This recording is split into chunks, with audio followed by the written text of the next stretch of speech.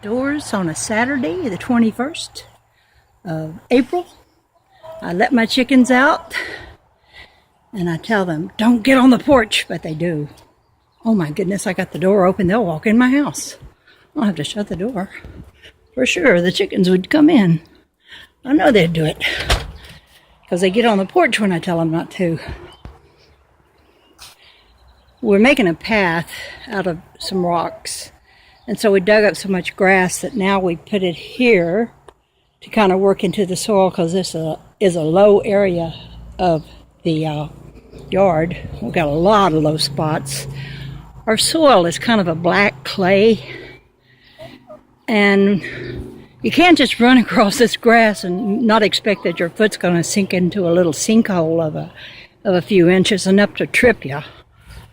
Anyway, I'm going to take a trip around the yard, right over there. Well, that's my daughter's little building for her office. She got her office out of the bedroom, thank goodness. That's not a good place to have an office. Over here is where I sit under this tree in the evening when the sun's shining brightly low in the sky, coming through the branches of this tree, and I get the best orbs. And we're doing a little yard work over here too, so. But I sit right there in that swing, and that's where I take a lot of orb pictures. Now, I'm going to take you to this little area, past the fig tree. It always has two crops of figs. The first ones are really good, and they're real big. And it makes a second crop, but then the winter gets them. They never make it to maturity. They put on a second bunch of figs, though. See, this little area, I haven't weeded it, and I really don't want to, because look at all the bluebonnets and all the little dandelions and all the little pink flowers. I love these little pink flowers. Oh, I love them. You pick one, and okay, I made it kiss me by, I'll show you, by putting its, I hope I'm filming this. They leave a little pollen spot on your skin when you let them kiss you like that. That's what the bees are coming after. And this little area, we got a mountain laurel right there, and that's a plum tree. It's got a few plums on it. Oh, something's bitten into that one already. But there's a few. And they make a big old plum that's purple on the inside. So delicious. And over here, we have a little bench. And more wildflowers. I hope we don't weed eat this area too quickly, because I love to see these for a while. More wildflowers. And this is a muscadine vine. Last year it put on plenty of muscadines. We even made muscadine jam. See, there's the little, that's the little soon-to-be muscadines. Now I'll walk around it. And out there is my sacred circle with my VE tent. My VE tent VE stands for Vector Equilibrium. It's a shape Buckminster Fuller came up with.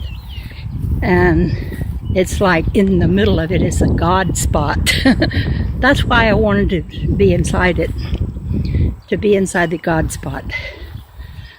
Anyway, this is rather overgrown with these weeds, which I have to get after, but not yet. They're still flowers.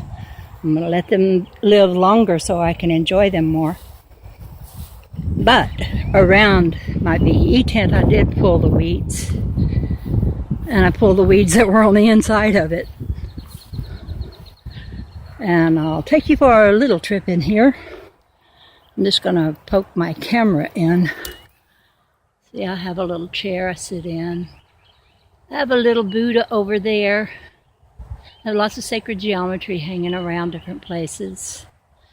And I also film the orbs out here when the sun is shining through the top of this.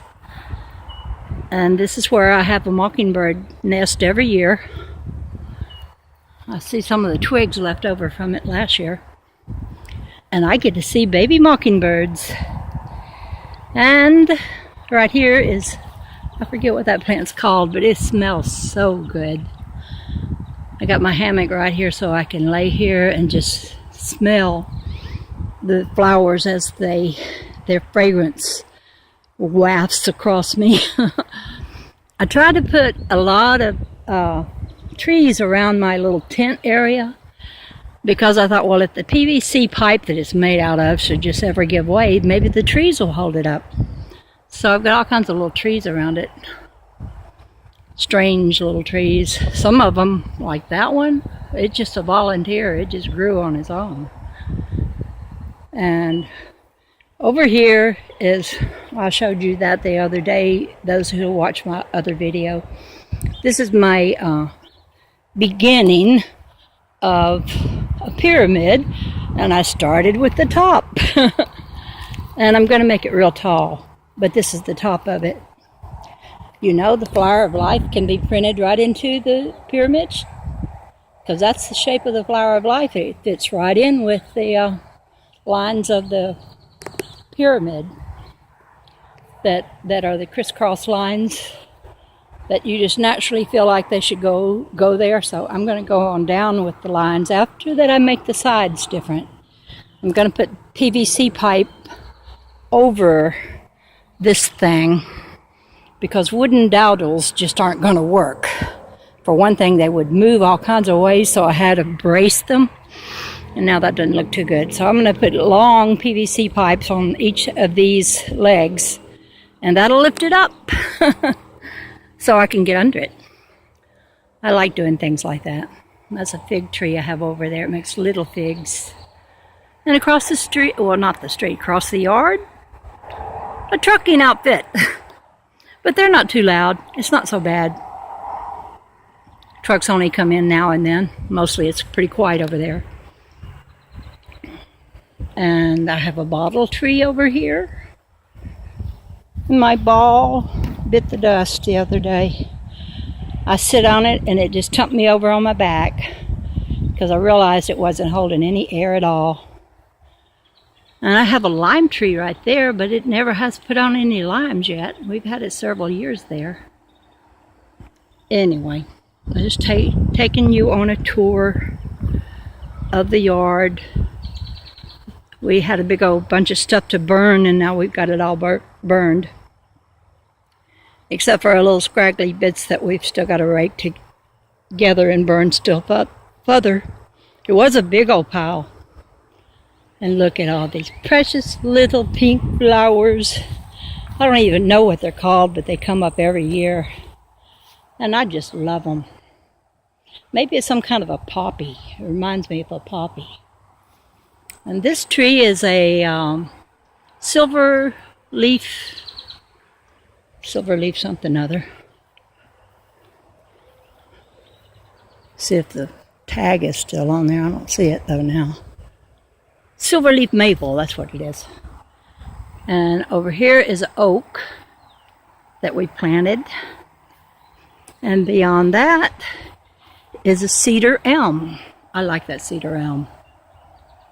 And on the other side of the cedar elm is a bush that's called the chaste bush. It makes like a little tree and has real pretty purple flowers on it.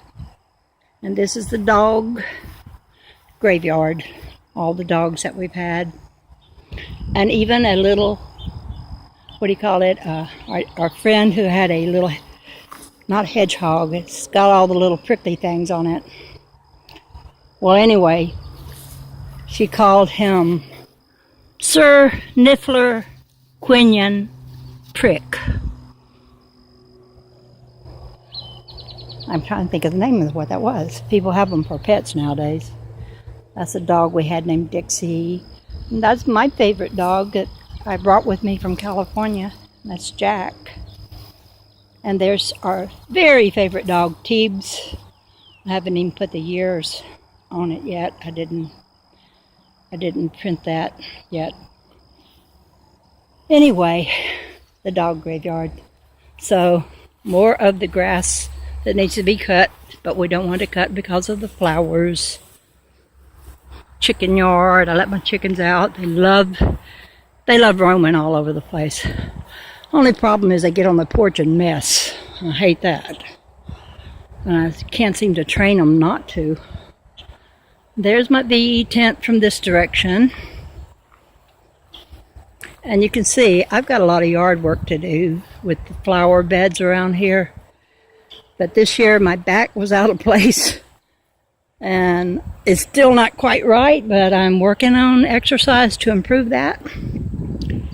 And you know what I did the other day?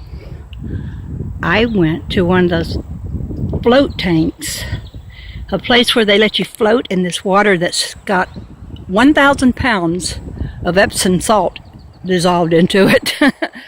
And then they shut the lid down and you're just in the dark, or you can have music and you can have soft lights if you want. You got the controls right inside for that, in case you get a little paranoid, or you know what they call it when you don't like a small space.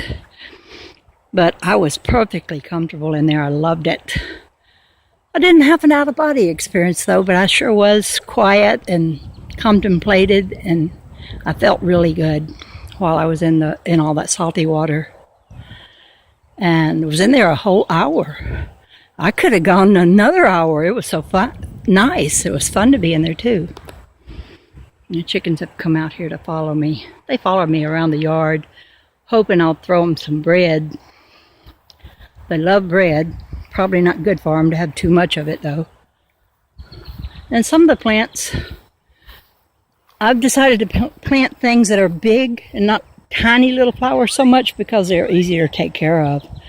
This one's going to grow up and have all these beautiful red blossoms on the ends of it. It grows real tall. I don't know what it's called, but I always forget the name of the plants I plant. But I've got some sacred geometry pieces here and there. And I call this my sacred geometry garden. Needs a little work, but I will do it eventually.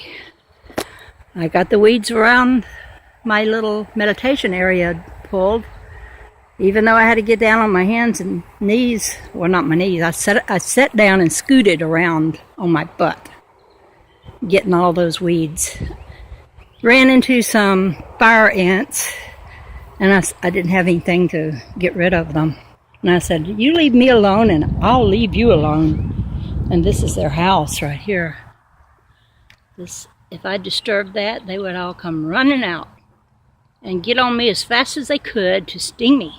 And their stings are not fun. Oh, their stings are terrible. So I'm just letting them be. They leave me alone. They can maybe stay there. I don't really want to destroy that bunch for some reason.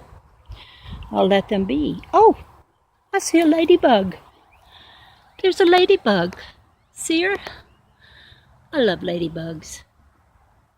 They're a good bug. You never want to squash a ladybug. They kill other worse kind of bugs.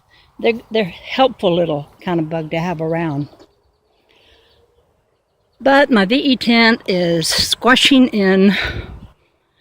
PVC pipe doesn't go together and stay together when you use the glue that they provide. It doesn't hold against tension. And there was a lot of tension on this, so it just sagged. But I'm still going to use PVC pipe on this one because it won't be a lot of tension on it because it just has to go straight down. And then I'll have a chance to do some more working of this sort of design on the sides, and then I'll sit under it. I like doing things like that. Call me crazy. I don't care. You know, I have cared for too long about what people thought of me, and anymore I don't care. And what a burden has been lifted. I don't really care what anybody thinks, as long as I know myself and I love myself. And I love my thoughts, and I love the pictures of orbs I take, even though those around and about me think it's just some silly something I'm looking into. I know I'm looking into a very small quantum world of light that is showing me another dimension. And I will forever be fascinated with them and explore more about them. Even did get a message from the light. I talk about it in one of my videos called Manifestation 103. If you want to know the message that the light gave me about what I was seeing in the orbs. What they said was that it was the process that light uses to bond energy into matter. That's pretty important. Bond energy into matter. And then it said, and the light knows what I've been asking for. And this part of the message that came to me into my Google files made me know it wasn't just some person that knows me, and nobody gets into my files anyway, but it said, and the light knows what you want because you've asked for it many times. Well, yeah, I had this little idea that if I was going to manifest, you're gonna do your cock a crowing? If I was going to manifest, I was going to always think of the same thing. So I keep consistent with one thought. And what I wanted was a silver tray, pure silver, and in it to be gold apples made of pure gold. That's what I wanted to manifest. So in this message from the light, it said, the light knows what I want to manifest, that is gold and silver and fruit. And I knew, oh dear, whatever wrote this in there, knew my innermost thoughts. We are not alone in this world.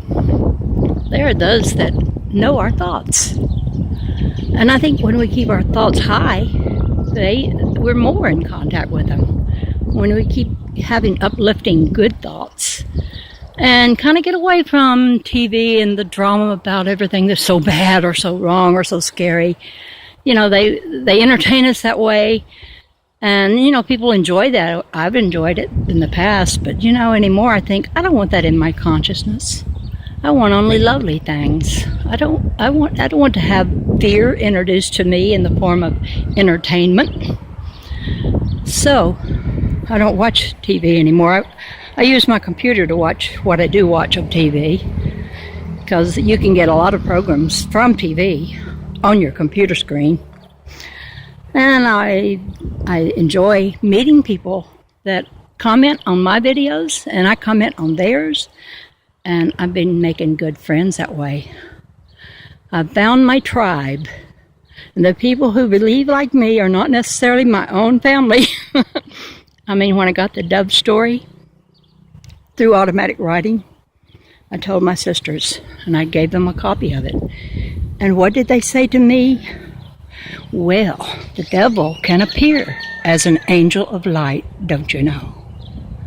And it's a beautiful story, the Dove story. I'll put it in the description bar so you can click on it and hear the Dove story. It came through automatic writing. And I'm proud of it. I'm going to get it published someday. I'm looking to find someone who can illustrate it better than I have. But if you're that one, let me know you, and I'll let you illustrate it for me. My rooster, I have one rooster and 11 hens. I'm going to let you see this little thing. Over here, Susan, my daughter, has a client she calls the Bird Lady because she sells bird seed. That's all she does. And ornaments for your yard. Anyway. Hello, rooster. This is one of them. It goes round and round like a little hummingbird. It's a hummingbird. And then we got this little thing at a thrift store. He moves. It's Indian in a boat. We love things like this. So, I just wanted to show you around the yard and